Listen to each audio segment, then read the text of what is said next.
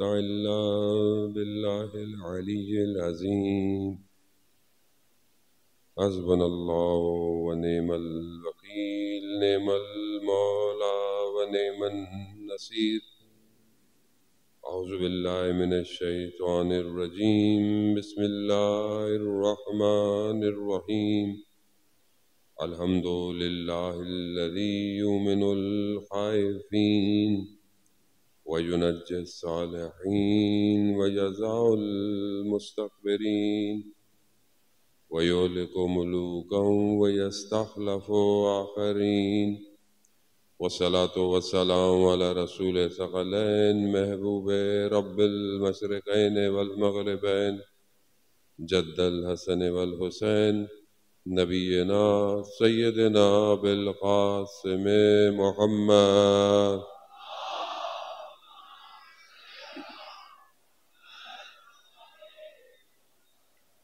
وعلى آله الطيبين الطاهرين المعصومين لا سيما بقية الله في الأرضين روحي وأرواحنا لتراب مقدم الفداء ولعنة الله على أعدائهم أجمعين بسم الله الرحمن الرحيم رب اشرح لي صدري ويسر لي أمري واحلل عقدة من لساني يفقهوا قولي أما بعد فقد قال الله سبحانه وتعالى في كتاب الحكيم والقرآن المجيد وما خلقت الجن والإنس إلا ليعبدون صلوات بھیج دے محمد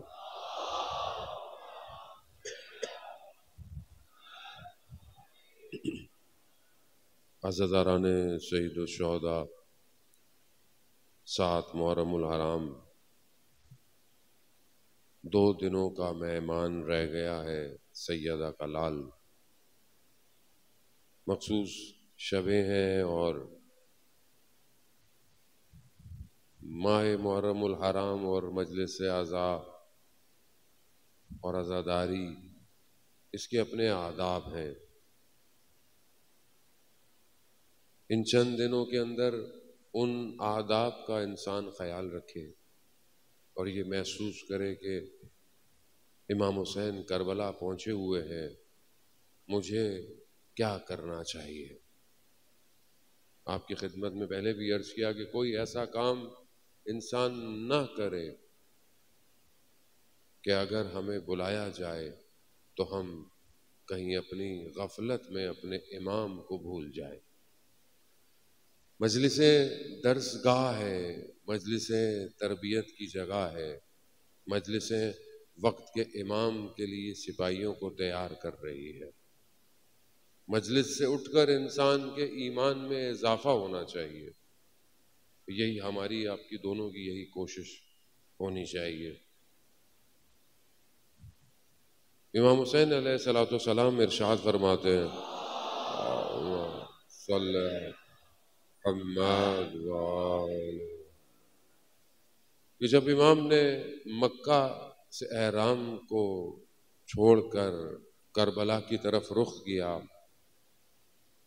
اور امام نے جو فرمایا پہلے میں آپ کی خدمت میں عرض کر چکا ہوں کیونکہ ضروری ہے کہ ہم اس بات کو بار بار سنتے رہیں کہ امام کربلا میں کس کو بلا رہے ہیں امام فرماتے ہیں جو اپنے خون کی قربانی کر سکتا ہے جو دنیا کو چھوڑ سکتا ہے جو خدا سے ملنا چاہتا ہے پھر وہ نکلے کوچ کرے ہمارے ساتھ اب یہی وہ شرائط ہیں جس پر امام کسی کو قبول کرتے ہیں اور ہم اس پہ مختلف زاویوں سے گفتگو کر رہے ہیں یہاں برحال ایک چھوٹا سا اعلان ہے آپ کی خدمت میں کہ باہر ISO کی جانب سے بلڈ ڈونیشن کا کیمپ لگا ہوا ہے اور کسی کی ایک شخص کی یا ایک انسان کی جان بچانا انسانیت کی جان بچانا ہے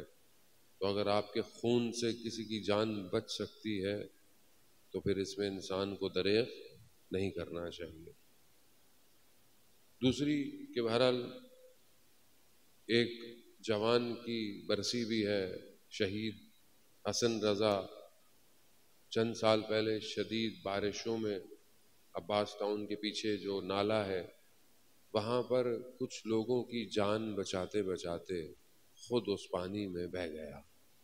محرم تھی اور مسلسل وہ جوان ان ایام میں، اس سے پہلے بھی مسجد امام بارگاہ اپنے محلے میں پورے بھرپور طریقے سے عزاداری کی خدمت کر رہا تھا۔ من ماتا حب آل محمد ماتا شہیدہ۔ اور اس کے والد صاحب سے جب میں ملنے گیا تو انہوں نے کہا، وہ جوان تھا، اور جیسے آپ بہت سارے جوان یہاں بیٹھے ہوئے ہیں، وہ بتاتے ہیں کہ کچھ عرصے سے اس نے ایک چھوٹی سی ڈائری بنائی ہوئی تھی جس پر وہ اپنی قضا نمازوں کو لکھ رہا تھا، اور جو پڑھتا جا رہا تھا اس میں نوٹ کرتا جا رہا، یعنی گویا اس کو یہ خبر کہیں نہ کہیں سے مل چکی تھی کہ تمہارا وقت تھوڑا رہ گیا ہے۔ اور یہی وہ چیز ہے جان محترم، یہ چند خوبیاں کہ جو میں نے آپ کی خدمت میں عرض کی کہ انسان کو آزاد ہونا چاہیے۔ آزادی اور آزاد میں فرق ہے۔ کیوں یہ گفتگو میں آپ کی خدمت میں؟ کیونکہ امام حسین علیہ الصلوۃ والسلام ارشاد فرماتے ہیں، اللہم صلی علی محمد، امام نے جب امام دشت کربلا میں ہے، دشمن خیموں کی طرف دوڑ رہا ہے، امام نے اپنی پوری وجود میں جان کو سمیٹا اور یہی کہا کہ اگر تم دین نہیں رکھتے، اگر تم قیامت پہ یقین نہیں رکھتے تو دنیا کے بندے ہو تو آزاد تو رہو، میں ابھی زندہ ہوں۔ اب یہ آزاد ہونا، یہی آپ کی خدمت میں عرض کیا روایات کی روشنی میں کہ آزاد ہے، چاہے وہ مشکلات ہی میں کیوں نہ ہو، وہ آزاد ہے۔ وہ مشکلات میں اپنی آزادی کی قیمت نہیں دیتا۔ آزاد ہے وہ، آزاد جو شخص ہے وہ ہیلا اور مکر نہیں کرتا، یعنی دھوکہ نہیں دیتا۔ جو آزاد ہے وہ دھوکہ نہیں دیتا۔ مسلم نے عقیل جس شخص کے گھر میں تھے اور ابن زیاد کو بلایا اور کہا کہ میں اشارہ کروں گا، پردے کے پیچھے سے آنا اور اس کو مار دینا۔ اصل تمام قصہ طیب آ گیا، ابن زیاد آ گیا، اب یہ اشارہ کرنا تھا، کھانس کے اشارہ کرنا تھا تاکہ وہ کھانستا رہا۔ ابن زیاد کو شک ہو گیا، اٹھ کے چلا گیا۔ مسلم نے کی سولہ، آپ نے کیا کیا؟ تھوڑا سا فاصلہ تھا، ختم کر دیتے۔ تو کیا کہتے ہیں؟ کہتے ہیں مومن پیچھے سے وار نہیں کرتا۔ مومن ہے۔ مولا کائنات نے اپنی زندگی میں کبھی کسی کو پیچھے سے وار نہیں کیا۔ دھوکہ دینا اصل مومن کی صفت نہیں ہے۔ آزاد انسان دھوکہ نہیں دیتا۔ آزاد انسان جو ہوتا ہے وہ لوگوں کی خدمت کرتا ہے۔ یہ جوان ظاہر لوگوں کی خدمت کرتا تھا، لوگوں کا ساتھ دیتا تھا، لوگوں ہی کی جان بچاتے ہوئے اپنی جان دے دی اس نے۔ دیکھیں 7 محرم کو اسے ہم یاد کر رہے ہیں، ہمارا کمال نہیں ہے، یہ اس کے اپنا عمل ہے جو ہمیں مجبور کر رہا ہے۔ شخص جو ہے وہ بحرین کا ہے، کرسچن ہے، تھوڑا ایکو کم کر دیں اس میں، وہ اگر ان کا دھیان میری طرف ہو تو صلوات بھیجتے محمد والے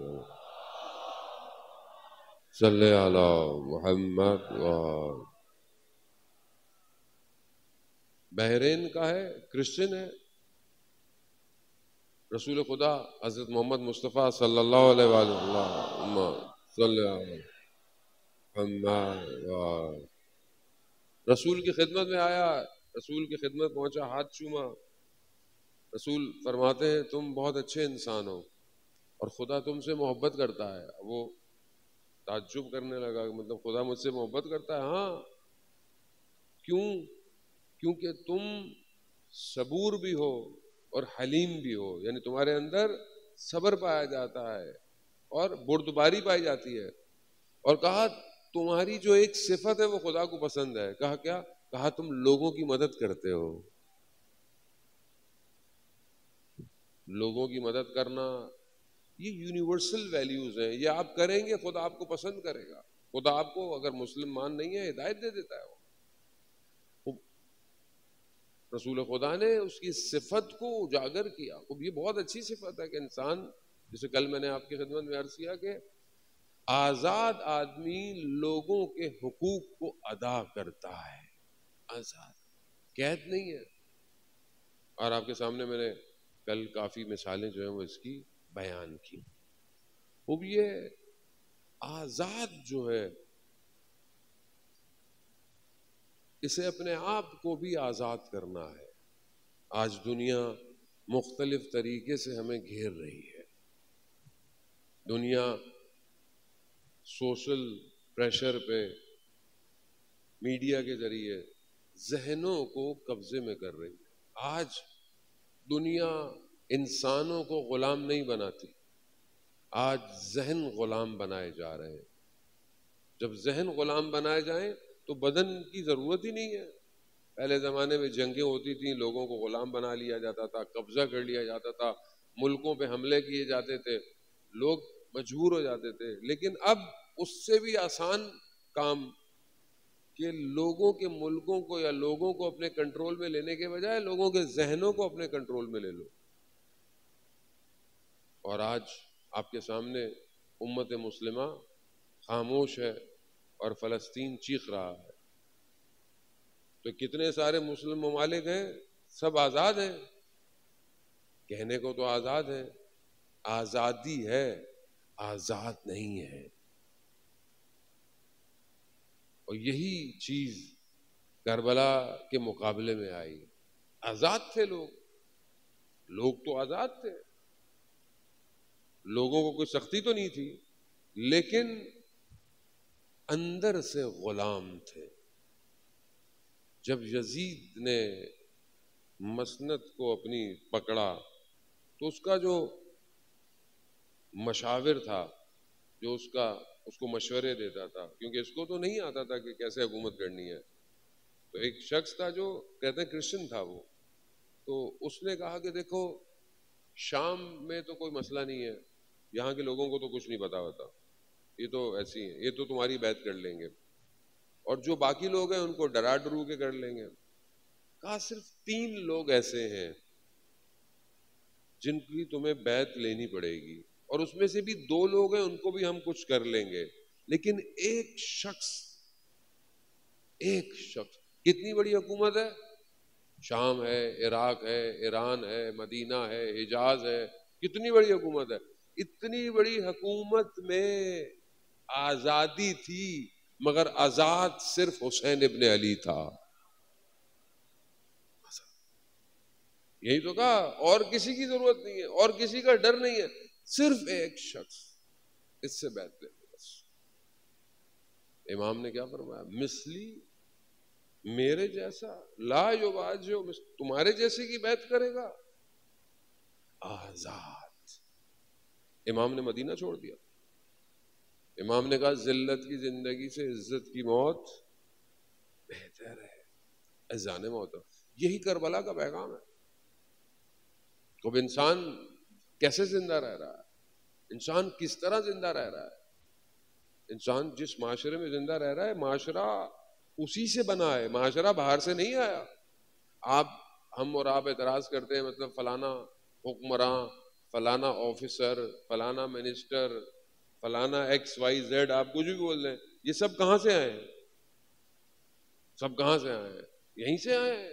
معاشرہ، کیونکہ معاشرہ آزاد نہیں ہے، معاشرہ غلام ہے.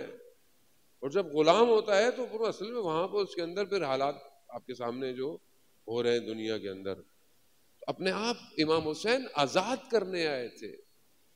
امام حسین کو پتا تھا بدن ٹکڑے ہو جائیں گے مگر ذہن آزاد ہونا چاہیے. اور اسی کو بہرحال ہم آگے کی طرف بڑھے. یہاں ممبر سے ایک اور بات کی طرف بھی متوجہ کرانا بہت ضروری ہے کہ ہمارے یہاں بہت سارے جوان جو ہیں وہ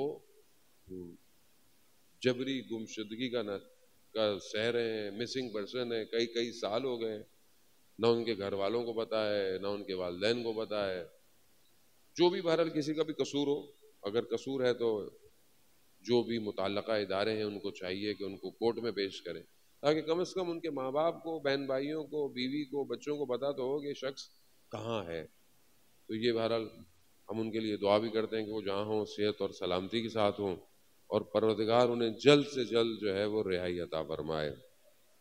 عزیزان محترم، انسان آزاد ہو، آزاد، تو وہ مصر کے زندان میں بھی آزاد رہتا ہے.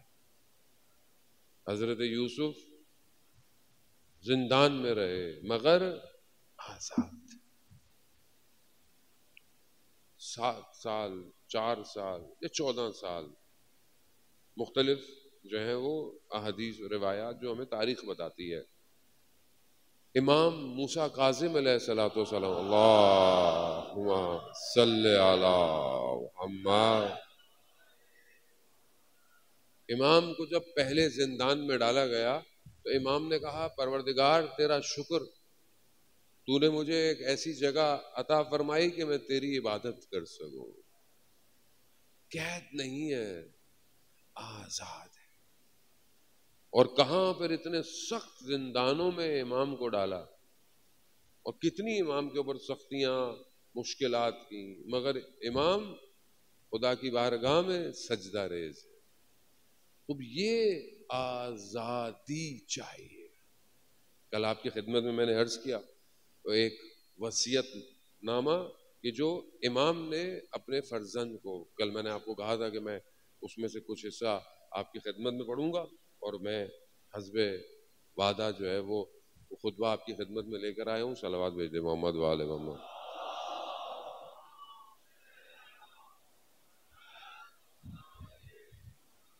امام نے جب یہ خطبہ لکھا، امام کی ایج 62 ایئرز کی ہے، اور امام حسن 30 سال کچھ جوان ہے. اب ایک باپ جو ہے، بوڑھا باپ، اپنے جوان بیٹے کو خط لکھ رہا ہے. امام نے جملے اس کے اندر بیان کیے ہیں، میں چاہوں گا کہ وہ جملے شروع کے بھی میں آپ کی خدمت میں عرض کروں، اور اس کے بعد وصیت نامہ بہت بڑا ہے. میں نے آپ کو کہا کہ تقریباً 100 سفارشات ہیں جو امام نے اپنے بیٹے کو کہی ہیں. وقت ہمارے پاس نہیں ہے اور موضوع بھی بہت زیادہ الگ ہو جائے گا. میں ایک حصہ کہ جو امام نے اپنے آپ کو بھی کس طریقے سے مخاطب کیا.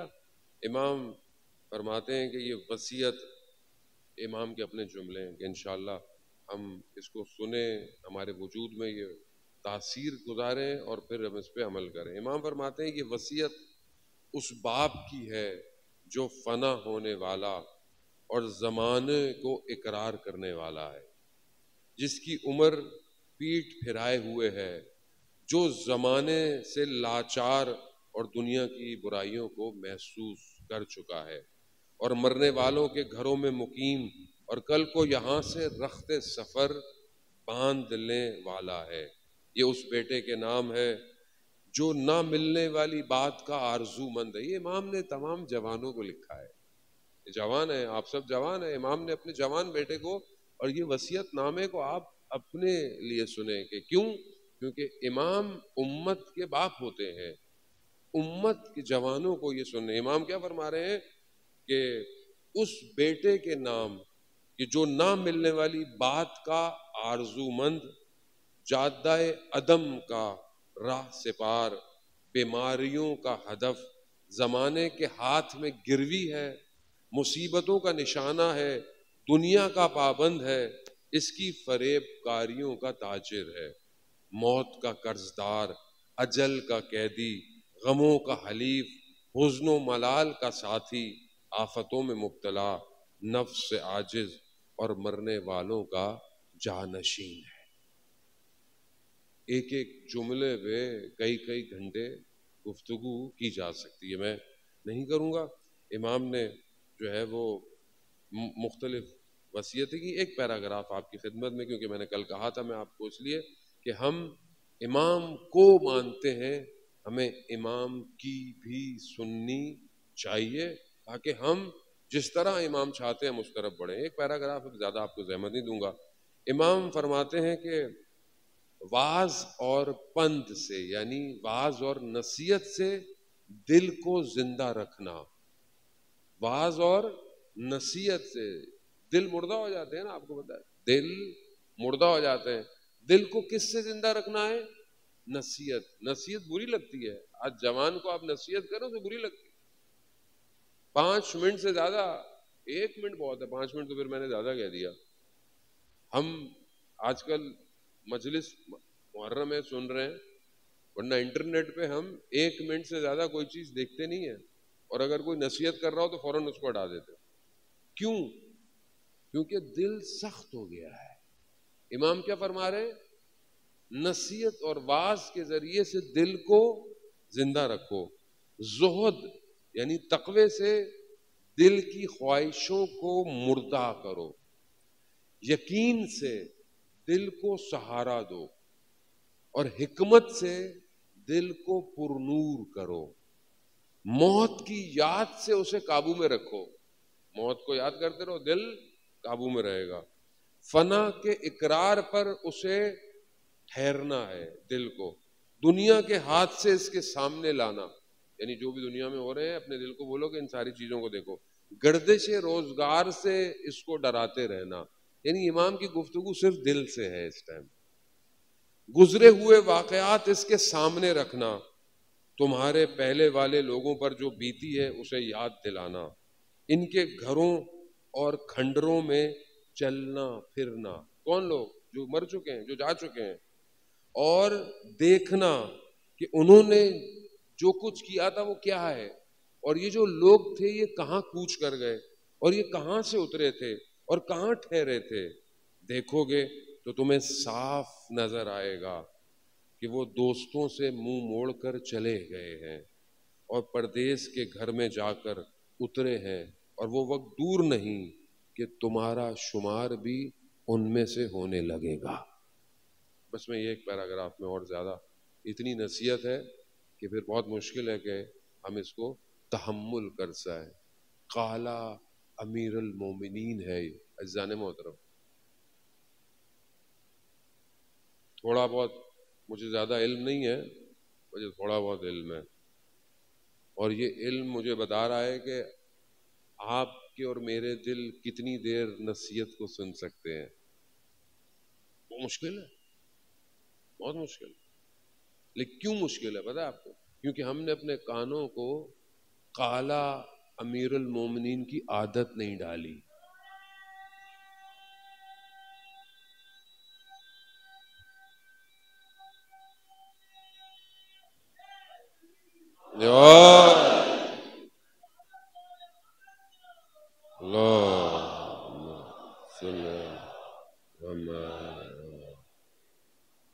اب آپ کو سمجھ میں آیا امام کیوں نہج البلاغہ میں رو رہے ہیں, کیوں خون کے آنسو رو رہے ہیں.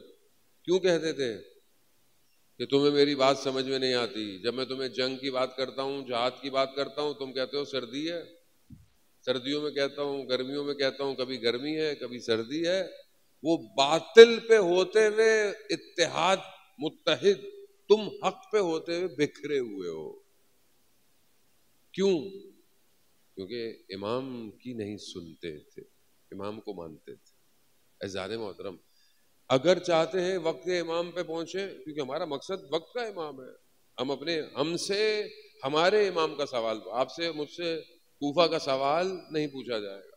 کوفہ میں لوگوں نے امام علی علیہ السلام کو کیوں اکیلا چھوڑ دیا, ہم سے نہیں پوچھا جائے گا. ہم سے یہ پوچھا جائے گا امام زمانہ کو تم نے اکیلا کیوں چھوڑا. لیکن امام زمانہ تک جانے کے لیے سب کے پاس سے ہو کے آنا پڑے گا. تاریخ دیکھنی پڑے گی, آخر کیا وجہ ہے کہ وقت کا امام اکیلا رہ جاتا ہے. کیا وجہ ہے کہ دوسرے امام کو, کہ جن کے آج بیٹے کی شہادت کی مناسبت ہے, کیوں امام کے خیمے سے جہاں نماز کو کھینچ لیا؟ امام کے خیمے سے کون لوگ تھے؟ امام کے ساتھ تھے. وجہ کیا تھی؟ دنیا تھی وجہ. دنیا گمراہ کر دیتی ہمیں. ہم اپنے آپ کو آزاد کریں، آزاد۔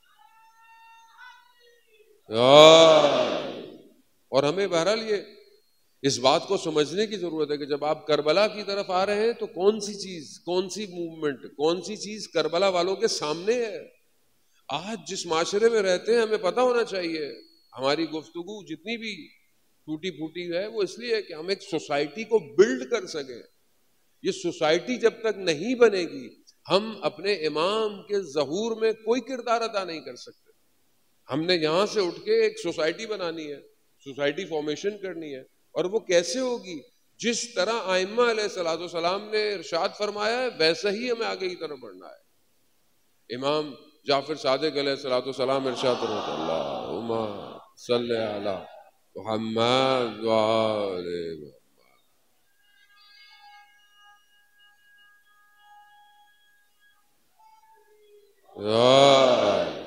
امام ارشاد فرماتے ہیں کہ جو حکمت کے دروازے ہیں، حکمت وہ خاموشی ہے، خاموشی۔ یعنی انسان جتنا خاموش رہے گا اتنے حکمت کے دروازے کھلیں گے، اور یہی خاموشی کہیں کہیں جرم بھی بن جاتی ہے۔ مثلا خاموشی ہے تو ہم کہیں بولے نہیں، ایسا نہیں ہے، جہاں بولنا ہے وہاں بولنا ہے، اور جو چیز نہیں بولنی ہے اس سے دور۔ یہ خطبے کے اندر بھی بہت ساری وصیتیں ہیں کہ اپنے آپ کو دیکھ کر بولو۔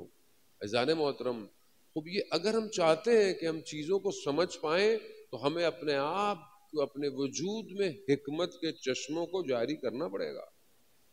اور لیکن وہ آپ کیسے کریں گے؟ جب آپ اس دنیا کے شور سے اپنے آپ کو الگ کریں۔ یہ دنیا آپ کو دبا رہی ہے، یہ دنیا کے رشتے، یہ ساری چیزیں، اور آج کل جو معاشرہ ہے، اور ظاہر ہے ہر امام کو اس کے زمانے کے حساب سے دشمن اس کے سامنے آئے گا۔ اس زمانے میں امام کے سامنے یزیدیت، شمر، عمر ابن سعد، اور پھر لشکر کے ہتھیار بھی اسی زمانے کے سامنے۔ ابھی امام کون ہے؟ آج کے امام جو ہے وہ آج کے زمانے کا۔ آج دشمن کون ہے؟ تو یزید کی جو صفات ہیں وہ آج کہاں پائی جاتی ہیں، اور یزیدیت کا جو سسٹم ہے وہ کہاں پایا جاتا ہے؟ کیا کیا یزید نے، کیا کیا یزید سسٹم میں؟ آج کیا ہو رہا ہے؟ آج گھوڑے اور تلواروں سے آپ کے مقابلے میں کوئی نہیں آئے گا۔ آج آرٹیفیشل انٹیلیجنس کا دور ہے، آج آئی ٹی کا دور ہے، آج سائبر سیکیورٹی کا دور ہے، آج فائننس کا دور ہے، آج کلچر، تمدن کا دور ہے۔ تمدن کو برباد کر دو، اخلاق کو برباد کر دو، فرہنگ کو برباد کر دو، لوگوں کو محسوس ہی نہ ہو کہ ان کے ساتھ کیا ہو رہا ہے۔ جنگ اسی کی ہے آج آپ مت سمجھیں کہ کوئی آپ کے سامنے آئے گا اور بولے گا کہ میں یزید کا نظام لے کر آنے والا ہوں۔ نہیں، وہ حال لا چکا ہے۔ وہ ٹی وی کے ذریعے، سوشل میڈیا کے ذریعے، ڈراموں کے ذریعے، آپ کے اسکول میں، آپ کے کالجز میں، آج آپ کے سامنے معاشرے میں کیا ہو رہا ہے، اور ہمیں کیوں محسوس نہیں ہو رہا؟ کیونکہ ہم سمجھ نہیں رہے کہ وقت کے امام کے مقابلے میں وقت کا نظام آئے گا سامنے۔ کربلا یہی ہے، کربلا ہمیں اسی طرف لے کے جا رہی ہے۔ اگر ہم ابھی بھی کربلا کو سمجھ نہیں پائے تو ہاں، ہم گریہ کر کے اٹھ کے چلے تو جائیں گے، مگر آج ہمارے وقت کا امام پھر بھی اکیلا کھڑا ہوگا۔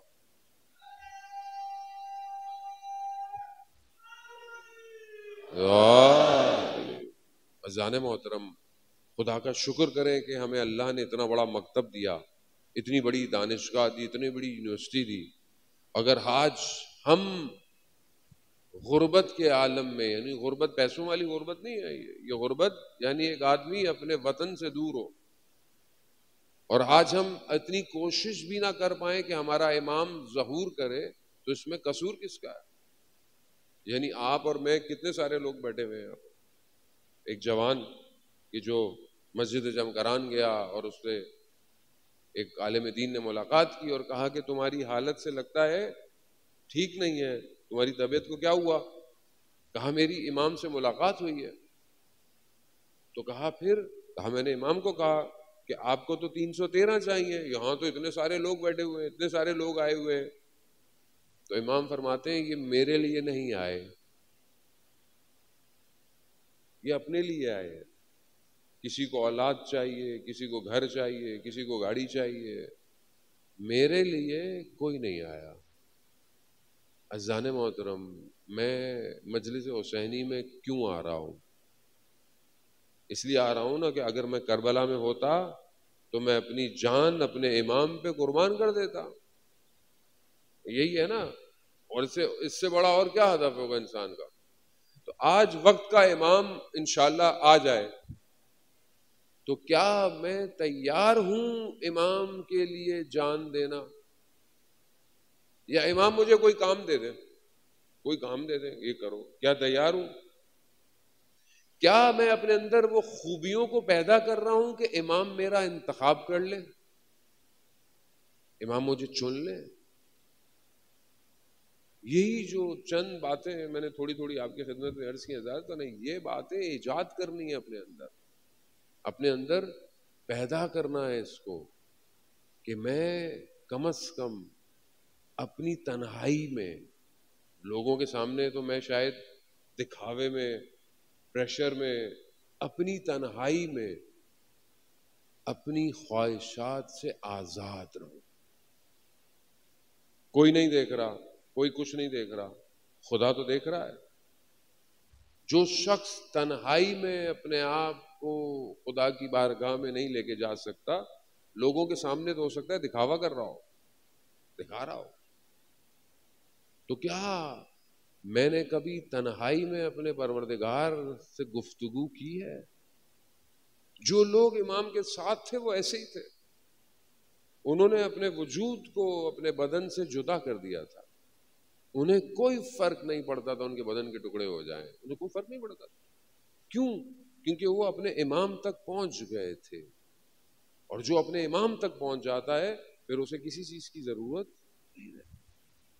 شخص دور ہے، اور آپ تاریخ میں سنتے رہتے ہیں کہ کیسے غلام تھے ائمہ علیہ الصلوۃ والسلام کے۔ راوی کہتا ہے کہ میں مدینہ میں تھا اور مدینہ میں قحط پڑ گیا، یعنی بارش نہیں تھی، قحط پڑ گیا، لوگوں نے بڑی نمازیں پڑھی، بڑی دعائیں کی، بارش نہیں ہوئی۔ تو میں نے کیا دیکھا؟ ایک غلام سیاہ، یعنی بلیک غلام اپنے رخسار کو خاک پہ رکھ کر خدا سے گفتگو کر رہا ہے، پروردگار اگر بارش نہیں ہوئی تو میں اپنے رخسار کو مٹی سے نہیں اٹھاؤں گا۔ وہ راوی کہتا ہے میں نے تھوڑی دیر میں دیکھا بارش شروع ہو گئی، میں نے کہا یہ کون ہے؟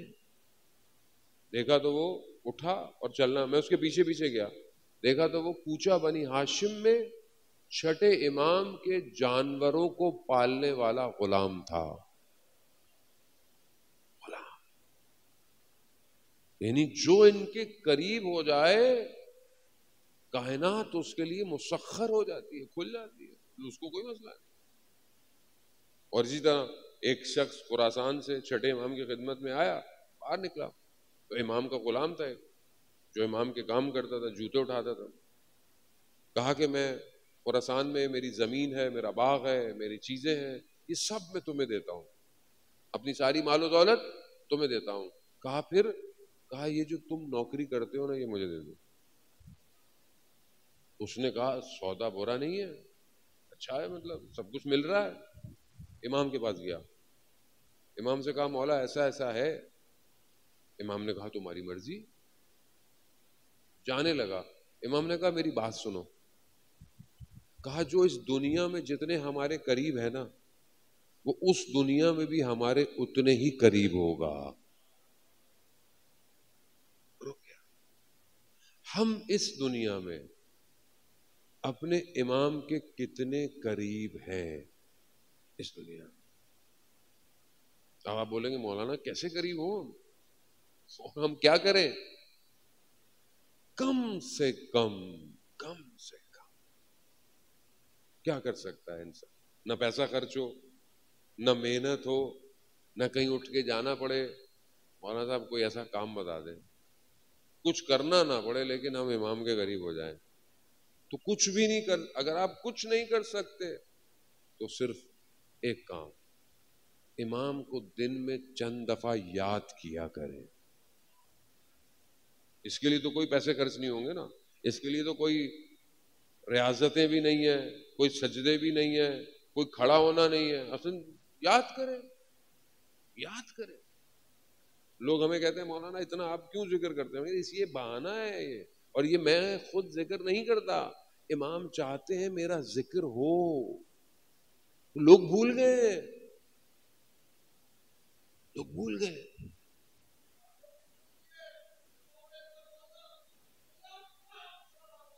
اللہم صلی علی محمد۔ عزیزان محترم، دشت کربلا میں جب یوسف زہرا تنہا رہ جائے تو حل من ناصر کی صدا دیتا ہے، اور غیبت کے پردے میں بھی یوسف زہرا تنہا ہے اور حل من ناصر کی صدا دے رہا ہے۔ آپ اور مجھے تکلیف ہوتی ہے جب کہیں ظلم ہوتا ہے، کہیں پہ بھی ظلم ہو، چاہے نان مسلم ہی کیوں نہ ہو۔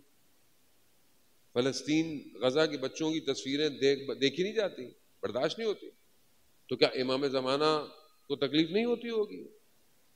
ہوتی ہوگی۔ کیوں نہیں آ رہے؟ ایک وجہ میں آپ کو نہیں کہتا، ہم دوسروں کی طرف انگلیاں مت اٹھایا کریں، اپنی طرف انگلی۔ میں کیا کر رہا ہوں ایسا کہ امام آ جائیں؟ میں کیا کر رہا ہوں؟ کم از کم میں اپنے لیے امام کا ظہور کر سکتا ہوں، میں ایسی زندگی گزاروں کہ جو ظہور میں گزرے۔ بس اب آپ کی مرضی ہے، اب وہ چارٹ آپ کو بنانا پڑے گا۔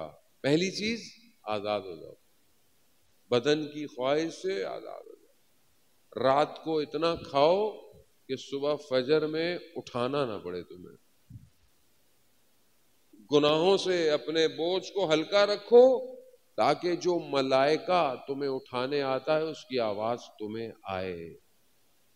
ہر شخص کو ملائکہ اٹھاتا ہے، ہر شخص، ہر شخص۔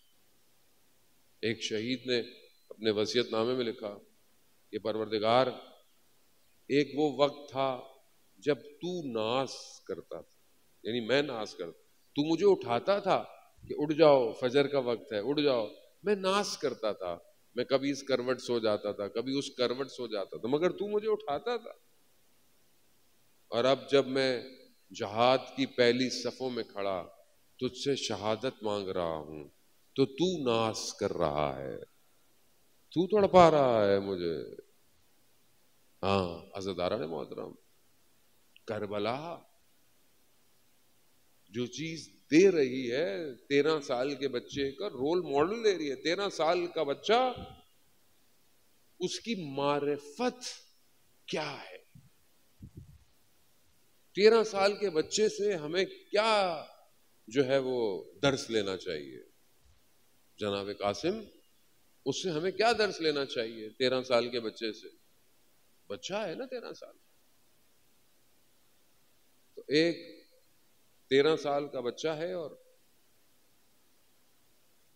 شمال تہران میں رہتا ہے، شمال ایران میں رہتا ہے، بسوں میں بیٹھتا ہے، محرم کے دن ہے، دھکے کھاتا کھاتا تہران پہنچتا ہے بڑے عالم دین کی خدمت میں، اور ان سے کہتا ہے کہ یہ جو ممبر پر جناب قاسم کے مصائب پڑھے جاتے ہیں ان کو رکوا دے۔ کہا کیوں؟ کہا ممبر پہ علماء بیان کرتے ہیں کہ وہ 13 سال کے تھے، اور جب ان سے پوچھا موت کیا ہے، انہوں نے کہا موت شہد سے بھی زیادہ میٹھی ہے۔ اور جب ہم 13 سال کے بچے کہتے ہیں کہ ہمیں جنگ میں جانے دیں، اس وقت جنگ ہو رہی تھی وہاں پہ، تو آپ کہتے ہیں بچے ہو، تو یا تو یہ مصائب بند کروا دیں یا پھر ہمیں جنگ میں جانے دیں۔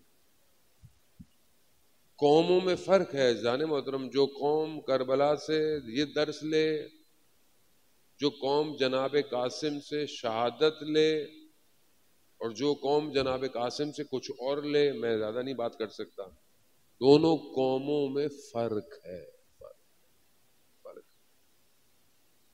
شہادت کیا کہا تھا امام حسین نے؟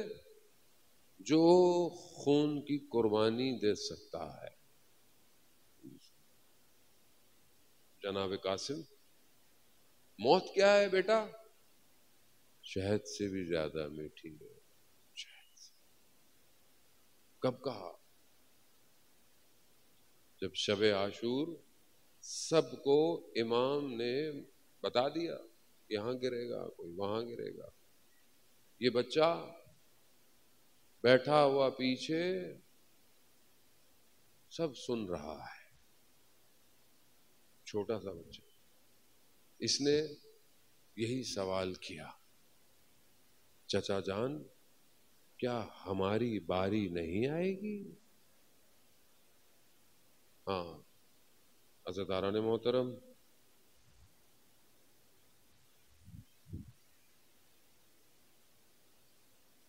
ہماری باری نہیں آئے گی. 13 سال کا بچہ ہے، موت کے لیے تیار ہے. موت کو بھی ڈیفائن کر دیا، موت کو بس، زندگی اور موت کی حقیقت کو اس بچے نے بتا دیا. امام نے پوچھا جناب قاسم سے، موت آپ کے لیے کیا ہے بیٹا؟ پوچھنے والا امام ہے، بتانے والا امام کا بیٹا ہے. کہا چچا موت میرے لیے شہد سے بھی زیادہ میٹھی ہے. کہا بیٹا آپ کی تو باری کیا، بھائی علی اصغر کی بھی باری آئے گی. جب جناب قاسم نے یہ سنا نا تو ہاشمی خون تھا، غیرت مند خون تھا. فرماتے ہیں کیا چچا یہ ظالم خیموں تک پہنچ جائیں گے؟ کہا نہیں بیٹا، علی اصغر خود میدان میں آئیں گے. وقت گزر گیا. اب رات مائیں اپنے بچوں کو خیموں میں تیار کر رہی ہے. چند دن رہ گئے جانے محترم، چند دن رہ، پتہ نہیں اگلے سال زندہ رہے یا نہ رہے، نہیں پتا. ابھی بھی زندہ رہے یا یہاں سے اتر کے زندہ ہیں کہ نہیں، یہ نہیں پتا. آخری مجلس سمجھ کے انسان کو رونا چاہیے. کچھ اور تو نہیں ہے ہمارے پاس، صرف یہی آنسو تو ہیں، اور کیا ہے. نہیں پتا کوئی اور چیز قبول ہوگی یا نہیں ہوگی. یہ تو کہہ سکتے ہیں نا روز قیامت کہ ہمارے رونے میں کوئی اور نیت نہیں تھی. ایک ہی یا سیدہ ہم آپ کے بیٹے کے عزادار ہیں. ہر ماں خیمے میں اپنے بیٹوں کو کیا کہہ رہی ہے، بیٹا صبح دیر مت کرنا، دیر مت. روز عاشور آئی،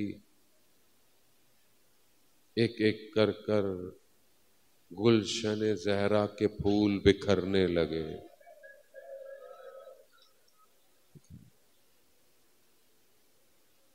جناب قاسم جاتے ہیں واپس آ جاتے ہیں، جاتے ہیں واپس آ جاتے ہیں. راوی کہتا ہے کہ یہ بچہ اپنے چچا کے پاؤں کو گر کر چوم رہا ہے، مجھے اجازت دے دے، چچا اجازت دے دے. نہیں قاسم تم میرے بھائی کی نشانی ہو. قاسم بچہ خیمے میں گیا، ایک کنارے پہ بیٹھ گیا. ماں نے پوچھا قاسم کیا ہوا، گئے کیوں نہیں؟ کہا چچا اجازت نہیں دے رہے. کہا قاسم جب آپ چھوٹے تھے اور آپ کے بابا کی شہادت کا وقت تھا، وقت تو یاد ہے نا آپ کو، جب جگر کے ٹکڑے تشت میں آ رہے تھے. کہا اس وقت بابا نے ایک تعویذ دیا اور کہا کہ جب بہت مشکل وقت آئے نا تو اس کو کھول لینا. بیٹا اس سے مشکل وقت زندگی میں اور کوئی نہیں آئے گا. کھولو. جب اس نے کھولا تو اپنے بابا کا خط دیکھا. کیا لکھا ہے امام حسن نے اپنے بیٹے کو؟ قاسم، جب دیکھنا دشمن تمہارے چچا کو چاروں طرف سے گھیر لے تو اپنی جان کا نذرانہ دینے سے دریغ نہ کرنا. اور ہاں اگر چچا اجازت نہ دے تو اتنا جانا کہ وہ تمہیں جانے دے دے. ہاں زیادہ محترم، اب تو جناب قاسم نے جب یہ خط دیکھا نا، اب تو وجود میں تبدیلی آ گئی. اب جب یہ چل کر جا رہے تھے، امام حسین نے جب جناب قاسم کو دیکھا اور ان کے چلنے کو دیکھا تو سمجھ گئے کہ اب یہ سفارش لے کر آ رہا ہے. اللہ اللہ.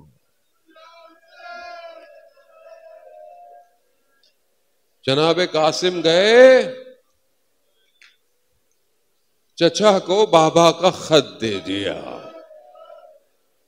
اب آپ صرف تصور کریں، دشت کربلا ہے، پیاسا ہے، زخمی ہے، گھر والوں کو لے کر آیا ہوا ہے حسین، اس غربت میں بھائی کا خط آ گیا.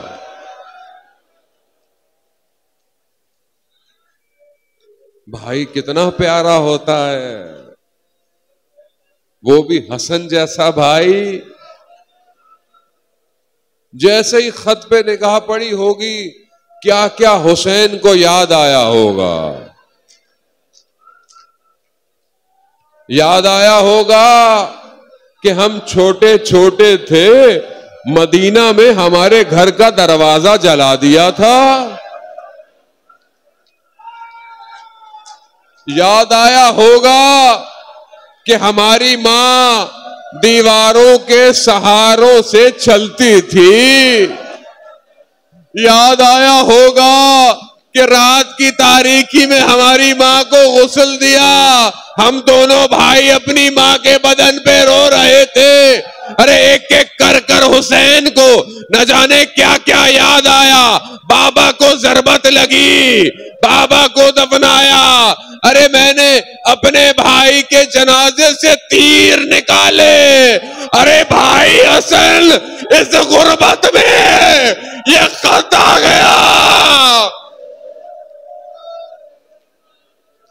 کاش بھائی آپ ہوتے. حسین غریب ہے. قاسم کو گلے لگایا، اتنا گریہ کیا، دونوں بے ہوش ہو گئے. ہوش میں آئے، بس چند منزلیں اور خدا آپ کو اس کا اجر دے. خدا آپ کو، امام حسن آپ کی شفاعت کرے. آپ ان کی نشانی کے لیے جمع ہوئے ہوئے. امام حسن نے اپنے وجود کو کربلا میں بھیجا ہے. قاسم حسن کا ٹکڑا ہے.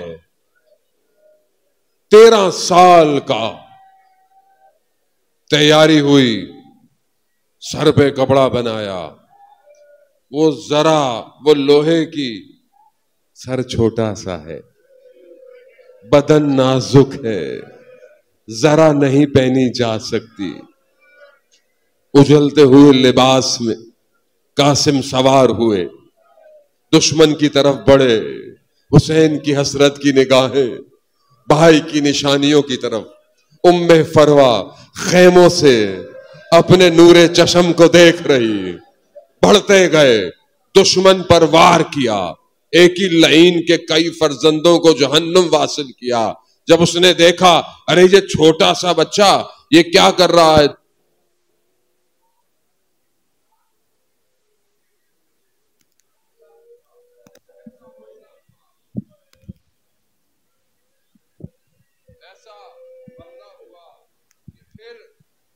دوبارہ قاسم سنبھل نہ سکے، دھوکے سے حملہ کیا.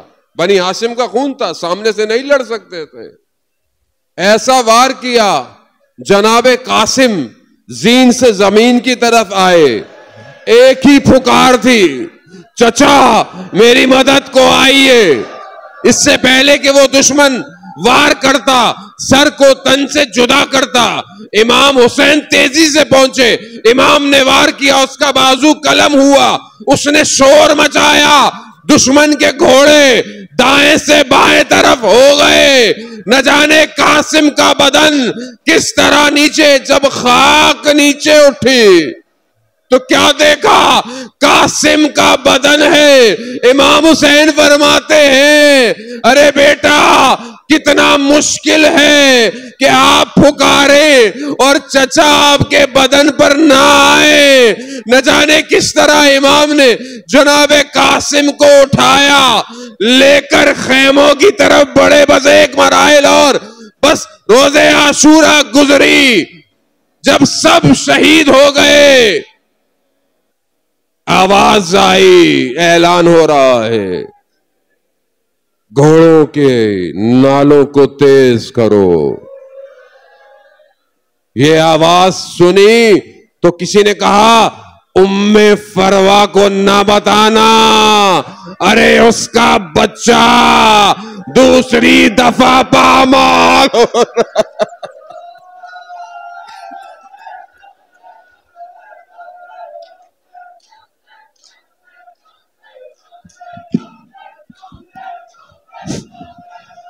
بھائی کی نشانی کو سرور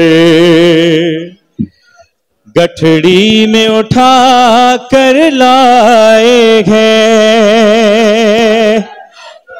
غش کھاتی ہے ام فروا، سب رو کر نوحہ پڑھتے ہیں. ہائے ابن حسن کیسے تیرا بدن ٹکڑوں میں بٹا کربلا میں. یا حسین یا حسین یا حسین یا حسین یا حسین یا حسین. ہوں میں تر ہو گئی ہائے مہندی تیری، ایک شب کی دلہن تیری بیوہ ہوئی. آ گئے ہیں نبی رونے آئے علی، آ گئی فاطمہ کربلا میں. یا حسین یا حسین یا حسین یا حسین یا حسین یا حسین یا حسین یا حسین. ہائے نوشاہ پر کیا ستم ہو گیا، کر رہے ہیں ملائک بھی آہو بکا، کر رہے ہیں ملائک بھی آہو بکا. رو دیے انبیاء سب نے ماتم کیا، ارے ظلم ایسا ہوا کربلا میں. یا حسین یا حسین یا حسین یا حسین یا حسین یا حسین یا حسین یا حسین یا حسین. ٹکڑوں میں بٹا کربلا میں. سن کے پرسہ کرنا ہے تمام آدمیوں کو، میں مصرع پڑھا ہوں، سن کے پرسہ کرنا ہے. جتنے ٹکڑے حسن کے جگر کے ہوئے، ارے اتنے ٹکڑے ہیں مقتل میں تیرے ہوئے. قاسم نوجوان رو دیا آسماں، ہے قیامت بپا کربلا میں. یا حسین یا حسین